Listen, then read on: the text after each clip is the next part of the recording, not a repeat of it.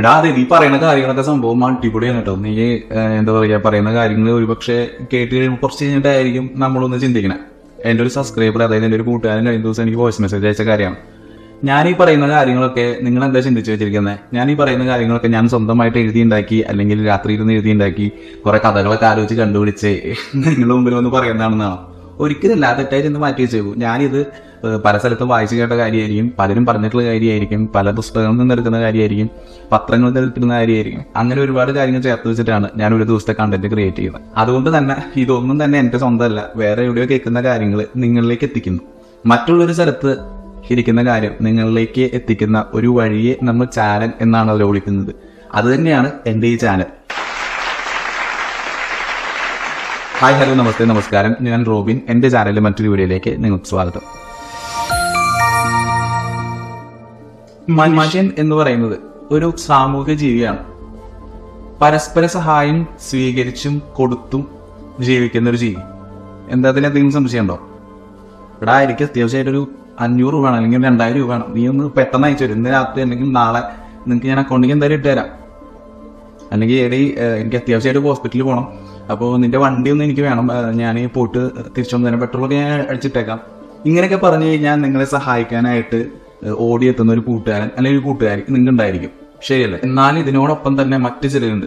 അവർ ചിന്തിക്കുന്ന കാര്യങ്ങൾ എന്താ വെച്ച് കഴിഞ്ഞാൽ, ഞങ്ങൾ സ്വയം പര്യാപ്തത നേടി, അതായത് ഞാൻ നേടിയെടുക്കാവുന്നതിൽ ഏറ്റവും മുകളിൽ എത്തിക്കഴിഞ്ഞു, എനിക്ക് ഇനി ആരുടെയും സഹായം ആവശ്യമില്ല, എനിക്കെല്ലാം സ്വന്തമായിട്ട് ചെയ്യാൻ കഴിയും, അതുകൊണ്ട് തന്നെ എനിക്ക് ആരുടെയും ഹെൽപ്പ് ആവശ്യമില്ല ഒന്നിനും, ഞാൻ ആരെയും സഹായിക്കാൻ തയ്യാറല്ല. എന്നെ സഹായിക്കുന്നവരെ ഞാൻ ആരുടെയും സഹായം സ്വീകരിച്ചാൽ മാത്രമല്ല ഞാൻ തിരിച്ച് സഹായിക്കേണ്ട ആവശ്യമുള്ളൂ. ഞാൻ അത്തരത്തിൽ ആരുടെയും സഹായം സ്വീകരിക്കുന്നില്ല, അതുകൊണ്ട് തന്നെ ഞാൻ ആരെയും സഹായിക്കില്ല. ഇങ്ങനെയുള്ള ഒരു ചിന്താഗതി വെച്ച് പുലർത്തുന്ന കുറച്ച് ആൾക്കാരൊക്കെ നമ്മുടെ ഇടയിലുണ്ട്. ഒരിക്കലും ഈ ശാസ്ത്രജ്ഞര് ദൈവത്തോട് പറഞ്ഞു, ഞങ്ങൾക്ക് താങ്കളുടെ ആവശ്യമൊന്നുമില്ല, താങ്കൾ ചെയ്യുന്ന കാര്യങ്ങളെല്ലാം ചെയ്യാൻ ഞങ്ങൾക്ക് സാധിക്കും. അതുകൊണ്ട് തന്നെ ദൈവം എന്നൊരു കൺസെപ്റ്റ്, അല്ലെങ്കിൽ താങ്കൾ ഉണ്ട് എന്നൊരു കൺസെപ്റ്റ് ഞങ്ങൾക്ക് ഇനി ആവശ്യമില്ല, താങ്കൾ ചെയ്യുന്ന എല്ലാം ഞങ്ങൾക്ക് ചെയ്യാൻ കഴിയുമെന്ന് ശാസ്ത്രജ്ഞരെ ദൈവത്തോട് പറഞ്ഞു. അപ്പോൾ ദൈവം അതിന് മറുപടി പറഞ്ഞു, ഞാൻ ചെയ്യുന്ന കാര്യങ്ങളെല്ലാം നിങ്ങൾക്ക് ചെയ്യാൻ സാധിക്കുമോ? ശാസ്ത്രജ്ഞർ വീണ്ടും പറഞ്ഞു, ഞങ്ങൾക്ക് സാധിക്കും, തീർച്ചയായിട്ടും സാധിക്കും. എന്തുവാണെങ്കിൽ താങ്കൾ ചെയ്ത ഏതൊരു കാര്യവും ഞങ്ങൾക്ക് ഇപ്പോൾ ചെയ്യാൻ സാധിക്കും. എങ്കിൽ അതിനൊരു തെളിവ് അല്ലെങ്കിൽ അതിനൊരു ഉദാഹരണം എന്തെങ്കിലും കാണിക്കാൻ പറ്റുമെന്ന് ദൈവം ചോദിച്ചു. ശാസ്ത്രജ്ഞർ പറഞ്ഞു, താങ്കൾ മണ്ണ് കുഴച്ചല്ലേ മനുഷ്യരെ സൃഷ്ടിച്ചത്, അത് ഞങ്ങൾക്ക് ചെയ്യാൻ സാധിക്കും. അപ്പോൾ ദൈവം പറഞ്ഞു, ശരി, എങ്കിലും ഞാനൊന്ന് കാണട്ടെ, നിങ്ങൾ മണ്ണ് കുഴച്ച് മനുഷ്യരെ സൃഷ്ടിക്കുന്നത്, മനുഷ്യരെ ഉണ്ടാക്കുന്നത് ഞാനൊന്ന് കാണട്ടെ എന്ന് ദൈവം പറഞ്ഞു.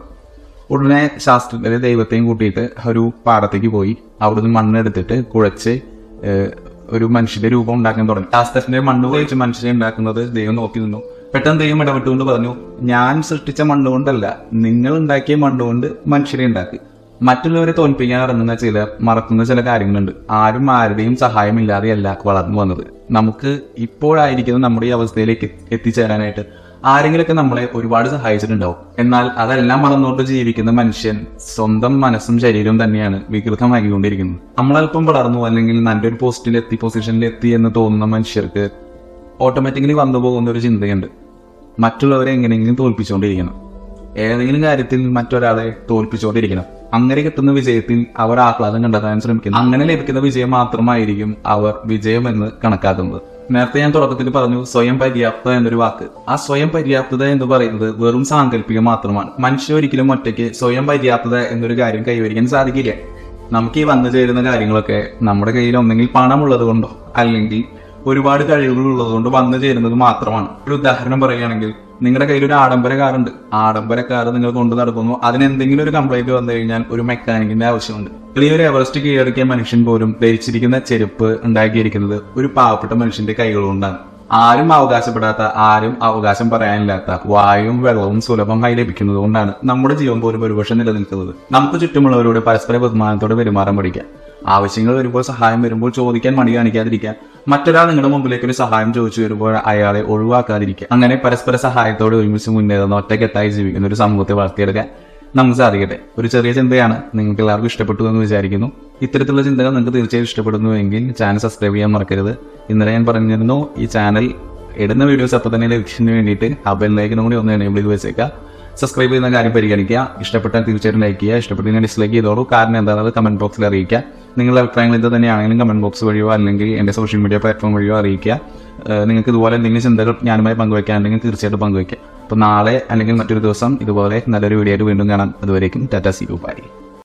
അതായത് മനുഷ്യനൊരിക്കലും ഒറ്റയ്ക്ക് സ്വയം പര്യാപ്തത എന്നതിലേക്ക് കഴിയും. എന്നാൽ അതല്ല സ്വയം മനുഷ്യനൊരിക്കലും. പക്ഷെ നിങ്ങൾ തന്നെ ഉണ്ടാക്കിയ മണ്ണുകൊണ്ട് വേണം നിങ്ങളുടെ മനുഷ്യനെ നിങ്ങൾ സൃഷ്ടിക്കാൻ. എവറസ്റ്റ് കയറിയ ഒരു മനുഷ്യൻ പോലും താൻ ചവിട്ടി കയറിയ എവറസ്റ്റ്,